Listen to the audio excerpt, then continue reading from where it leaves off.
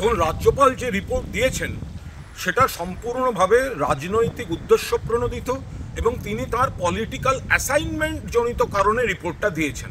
প্রথম কথা, তিনি জানেন পরিস্থিতি নিয়ন্ত্রণে, অর্থাৎ এই অবনতি যদি হয় এই কথাগুলো আসে না।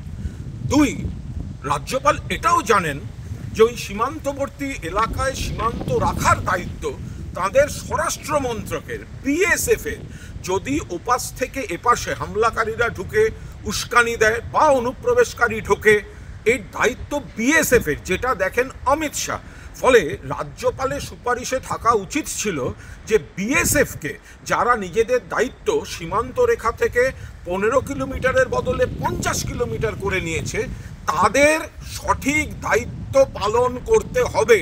সেই সুপারিশের বদলে তিনি বাংলাকে একটু ইঙ্গিতপূর্ণ কলুষিত, একটু বিজেপিকে খুশি করার মতো একটা সুপারিশের ইঙ্গিত কি ইঙ্গিত, যদি কিন্তু এইসব লাগিয়ে তিনি যেটা করেছেন এটা একটা রাজনৈতিক পত্র উদ্দেশ্য প্রণোদিতভাবে লেখা।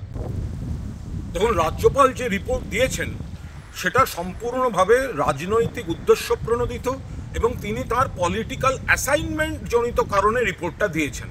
প্রথম কথা, তিনি জানেন পরিস্থিতি নিয়ন্ত্রণে, অর্থাৎ এই অবনতি যদি হয় এই কথাগুলো আসে না। দুই, রাজ্যপাল এটাও জানেন যে ওই সীমান্তবর্তী এলাকায় সীমান্ত রাখার দায়িত্ব তাদের স্বরাষ্ট্র মন্ত্রকের, বিএসএফ এর।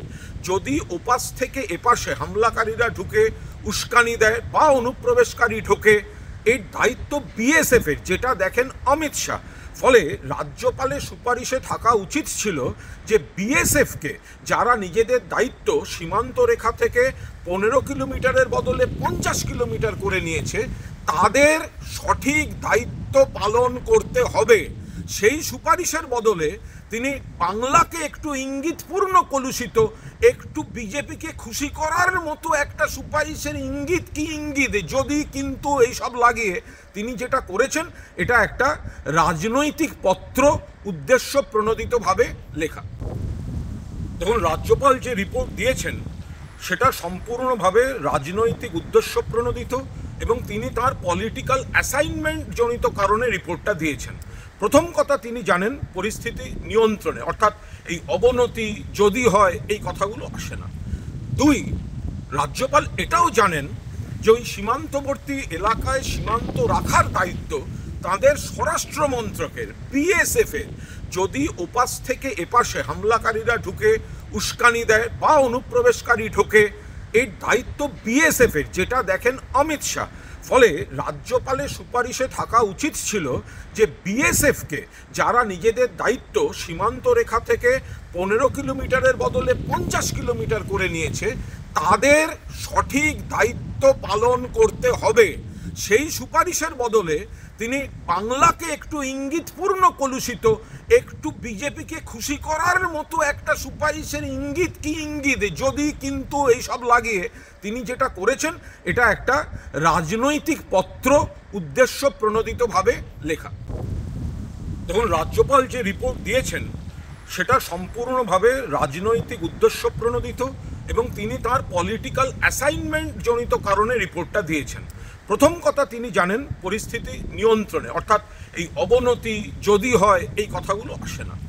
দুই, রাজ্যপাল এটাও জানেন যে ওই সীমান্তবর্তী এলাকায় সীমান্ত রাখার দায়িত্ব তাদের স্বরাষ্ট্র মন্ত্রকের, বিএসএফ এর।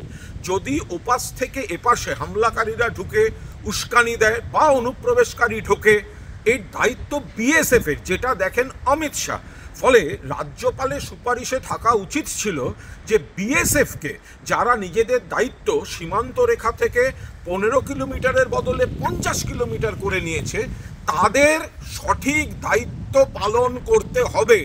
সেই সুপারিশের বদলে তিনি বাংলাকে একটু ইঙ্গিতপূর্ণ কলুষিত, একটু বিজেপিকে খুশি করার মতো একটা সুপারিশের ইঙ্গিত কি ইঙ্গিত, যদি কিন্তু এইসব লাগিয়ে তিনি যেটা করেছেন এটা একটা রাজনৈতিক পত্র উদ্দেশ্য প্রণোদিতভাবে লেখা। দেখুন, রাজ্যপাল যে রিপোর্ট দিয়েছেন সেটা সম্পূর্ণভাবে রাজনৈতিক উদ্দেশ্য প্রণোদিত এবং তিনি তার পলিটিক্যাল অ্যাসাইনমেন্ট জনিত কারণে রিপোর্টটা দিয়েছেন। প্রথম কথা, তিনি জানেন পরিস্থিতি নিয়ন্ত্রণে, অর্থাৎ এই অবনতি যদি হয় এই কথাগুলো আসে না।